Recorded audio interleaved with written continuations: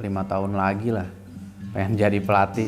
Kalau sekarang sih masih mikirin lebih kayak gimana cara naungin anak-anak muda sekarang, karena posisinya butuh banget anak-anak skateboard sekarang itu punya icon-icon di skateboard sendiri agar dia terinspirasi. Nah kalau misalkan dulu kan kita susah nih kalau nggak ada icon-icon yang berhasil di skateboard, akhirnya kita cuma main skate. Kayak sekarang udah mulai banyak sekolahan, sekolah skateboardnya udah ada, iconnya udah ada.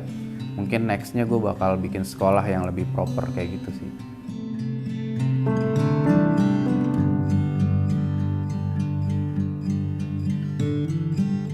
Nama asli gue tuh Ahmad Satria Fiji, tapi teman-teman banyak banget yang kenal gue Satria Fiji, nggak pakai Ahmadnya. Gue juga anak ketiga dari 4 bersaudara. Kebetulan harusnya tadi gue yang paling kecil, tapi ternyata nggak jadi. Gue jadi gagal bontot sebenarnya.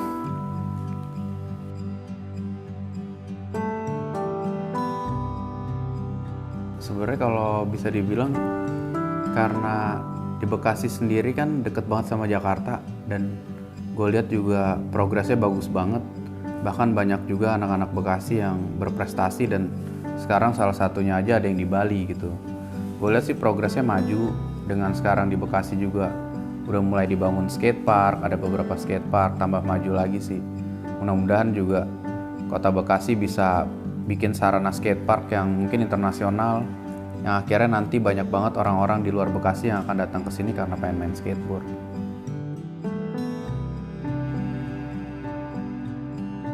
Pernah dulu sih sebelum tinggal di Bekasi, sempat main di beberapa jalanan di Kalimalang.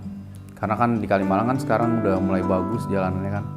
Dan sempat main di situ juga, terus main sama teman-teman di Gor Bekasi. Dulu karena Bekasi belum punya skatepark, dulu kita main ada namanya Tugu Skatepark. Nah itu punya swasta dan lumayan proper, tempatnya juga bagus. Tapi dan dari Tugu Skatepark juga akhirnya banyak banget kenal teman-teman dari Bekasi, yang ternyata dari Tugu Skatepark banyak menghasilkan skater-skater yang bagus juga.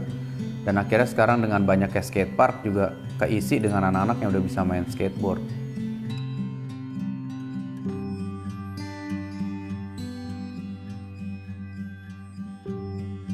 Bisa gue bilang karena ini skateboard ini lahir dari jalanan kan gitu. Dan menurut gue skateboard ini emang budayanya seperti itu, itulah yang bikin dia keren. Walaupun di satu sisi ada orang ngelihat cuman sisi negatifnya aja, wah ini berandalannya, dia nggak lihat sisi positifnya gitu ya. Dan di gue itu biasanya gue ngajakin orang untuk kenal sama budayanya dulu. Ini lo budaya skateboard tuh, kalau dikembangin kalian bisa berhasil loh.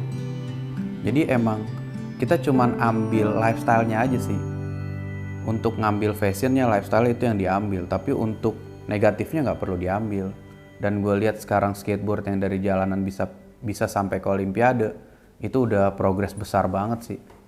Contohnya kayak gini nih.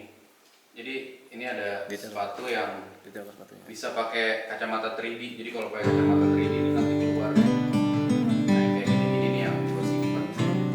Tips sukses sih menurut gue, sesuatu yang lu senengin dari hobi itu lu coba kembangin terus. Jadi nggak cuma sekedar hobi aja yang lu seneng-seneng doang, tapi lu gali biar lu berprestasi di dalamnya. Dan kalau lu udah berprestasi, lu harus kreatif. Lu harus cari cara gimana hobi lu itu nggak cuma mentok dari sekedar hobi dan prestasi, tapi bisa lu jadiin profesi juga. Nah gue pengen banget sih banyak banget nanti yang anak-anak skate yang nantinya regenerasi gue mungkin bisa ngeliat apa yang gue jalanin sebelumnya. Jadi dari hobi jadi prestasi dan akhirnya jadi profesi. Intinya kalian tetap semangat dan kreatif sih. Sebenarnya buka bisnis skateboard itu 2015 lah. 2014-2015. Waktu itu sebenarnya sih kepikirannya cuman jangan sampai nanti gue pengen main skateboard terus gue gak punya skateboardnya. Dari situ akhirnya kepikiran kayak gue harus bikin skateboard deh biar nanti gue kalaupun gue mungkin gak punya biaya atau apa, gue masih tetap main skate. Nah dari bisnis yang tadinya gak terlalu serius bisa dibilang ya, cuman dari ketakutan pribadi, yang ternyata banyak diminati orang juga, akhirnya diterusin sampai sekarang.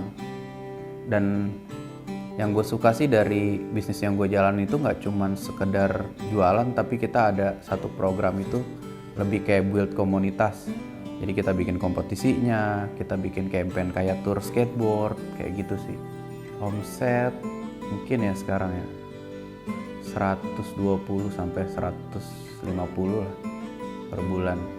Ya tips khusus sih lebih ini sih.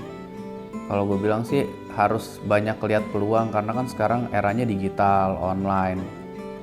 Nah kita di saat kayak masa pandemi gini semua orang harus di rumah, itu yang harus dikuatin promosi untuk online-nya sih. Tapi sini enggak sih, ntar rencananya pengen banget kalau gue udah punya tanah, gue pengen jadi museum gitu, ada benang merahnya. Jadi orang yang datang ke tempat itu nggak cuma harus anak skate, tapi bisa foto-foto juga, bisa jadi instalasi foto-foto, terus bisa ngeliat juga sejarahnya skateboard di Indonesia kayak gimana.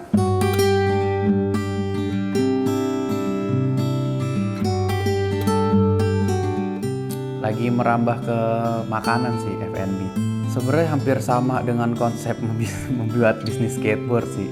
Jadi waktu itu kepikirnya kayak, wah kok kalau cuman bisnis skateboard doang nih, kayaknya apalagi gue yang hobinya nongkrong kan, kayaknya seru nih kalau kita punya tempat yang bisa buat nongkrong. Akhirnya kemarin bikin F&B itu namanya Selebar Pizza, bikin tempat pizza yang emang bisa nongkrong banget.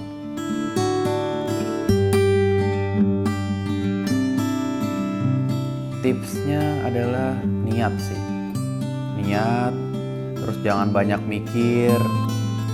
Kebanyakan tuh teman-teman yang pada mau bikin bisnis tuh kebanyakan mikirnya gitu ya kan, maunya doang. Kalau gue bilang sih balik lagi ke ide awalnya, kalau lu niat udah jalanin aja. Kalau misalkan kebanyakan mikir, modalnya nggak ada, udah kayak gitu tuh nggak bakal jalan-jalan bisnisnya. Gue sih lagi pengen banget sih punya tanah, beli tanah yang nantinya bakal dibangun skatepark sama community space. Jadi karena gue udah lari ke F&B, nanti pengen juga skateparknya ada F&B-nya, ada tempat buat komunitasnya nongkrong. Lebih kayak pengen kayak gitu sih. Ya let's say kayak M-Block lah, M-Block tapi versi Satria Fiji gitu. Ya sebenarnya sih gue kalau di luar skateboard ya, gue berharap tadinya Bekasi itu bisa kayak Singapura lah, atau gedeannya lagi Dubai gitu. Jadi suatu kota yang mungkin orang pandang sebelah mata, tapi tiba-tiba maju pesat dengan perbedaan gitu. Maksud gue, misalkan kayak sekarang kan kalau kita lihat di Bekasi udah ada mall yang bagus, apartemen yang bagus gitu ya. Nah harapan gue nanti mungkin fasilitasnya lebih banyak, yang akhirnya menarik masa gak cuma dari Jakarta, tapi luar kota juga bisa datang ke Bekasi.